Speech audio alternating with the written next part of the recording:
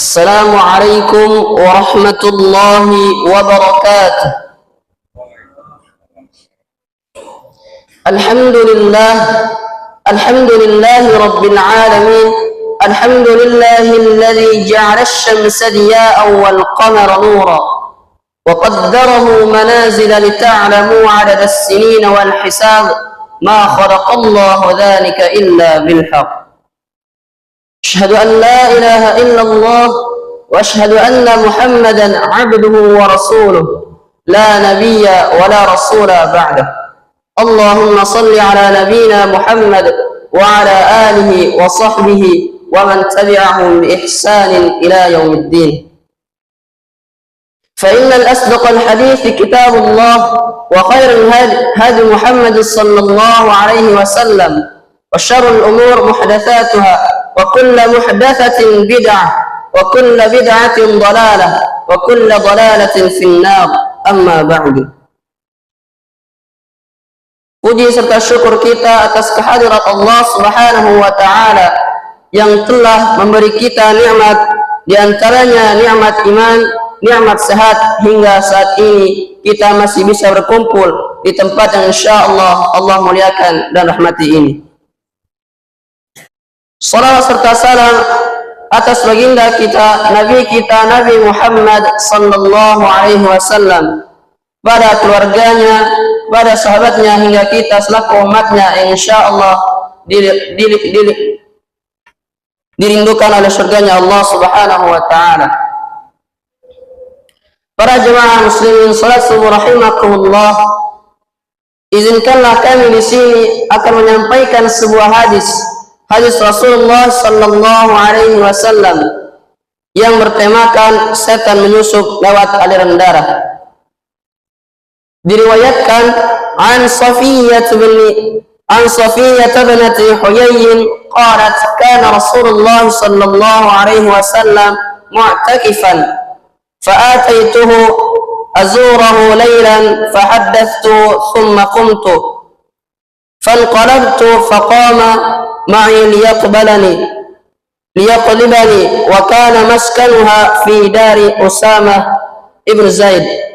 فمر رجلان من الأنصار فلما رأى النبي صلى الله عليه وسلم أسرعا فقال النبي صلى الله عليه وسلم على رسلكما إنها صفية بنت حيي. فقال سبحان الله يا رسول الله. قال رسول الله إن الشيطان يجري من الإنسان مجرى الدم وإنا خشيت أن يقذف في قلوبكم سوءا أو قال شيئا. Dari Safiyah binti Huyai, istri Rasulullah sallallahu alaihi wasallam, ia berkata, pernah Rasulullah sallallahu alaihi wasallam sedang beriktikaf, lalu aku mendatangi beliau. Aku mengunjunginya di malam hari. Aku pun bercakap-cakap dengannya. Kemudian aku ingin pulang dan beliau berdiri lalu mengantarku. Kala itu rumah Safiyah di tempat Usamah bin Zaid. Tiba-tiba ada dua orang Ansar lewat.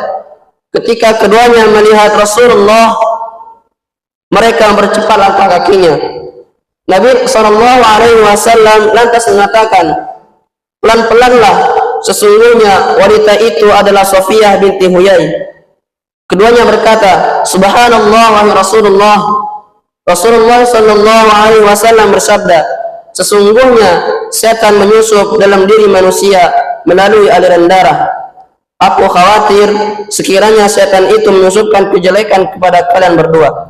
Hadis riwayat Bukhari nomor 3281 dan Muslim nomor 2175. Isi kandungan hadis, ternyata setan mempunyai kemampuan untuk menyusup ke pembuluh darah, bagaikan aliran listrik yang dapat mengalir ke tubuh kita. Dan setan akan membisik-bisiki, memanas-manasi, dan membakar hati manusia supaya menurut hawa nafsunya untuk berbuat kemungkaran. Al-Khattabi berkata, hadis ini mengandung informasi dianjurkannya seseorang berhati-hati terhadap sesuatu yang mungkin memicu dugaan buruk yang terlintas dalam benak pikiran. Hendaknya seseorang berusaha mencari keselamatan dari dugaan manusia dengan memperlihatkan kebersihan dan hal-hal yang meragukan. Dengan memperlihatkan kebersihan dari hal-hal yang meragukan. Al-Qadhi Iyad berkata, yang dimaksud setan itu menusuk dalam tubuh manusia adalah secara zahirnya atau tekstualnya Allah telah memberikan pada setan kekuatan dan kemampuan sehingga bisa mengalir atau menusuk dalam tubuh manusia melalui darahnya. Betapa lemah lembut dan penuh kasih sayang Rasulullah sallallahu alaihi wasallam. Beliau ingin agar hati umatnya tidak disusupi oleh setan sehingga beliau mengabarkan hal tersebut. Karena jika setan sudah merasuki ke hati, maka rusaklah segalanya. Secara potensial, memang setiap manusia memiliki setan dalam aliran darah, sehingga kemungkinan memiliki watak setan sangat mungkin terjadi. Maka disebut-sebut adanya setan dari kalangan manusia, yakni manusia yang berwatak setan. Ayat Al-Quran yang berkaitan dengan hadis, Allah Subhanahu wa Ta'ala berfirman dalam kitabnya, A'udzu billahi minasy syaithanir rajim.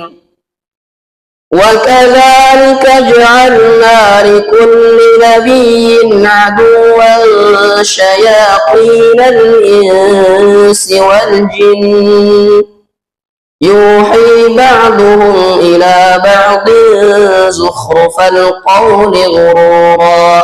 Shadaqallahul 'azim. Dan demikianlah untuk setiap nabi kami menjadikan musuh yang terdiri dari setan-setan. Setiap nabi kami menjadikan musuh yang terdiri dari setan-setan, manusia dan jin. Sebagian mereka membisikkan kepada sebagian yang lain perkataan indah sebagai tipuan. Quran Surah Al-An'am surah ke-6 ayat 112.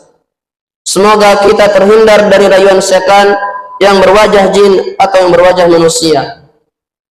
Sebelum kita mengakhiri pembacaan hadis kita pada kali ini, alangkah baiknya kita bermunajat kepada Allah Subhanahu wa Ta'ala.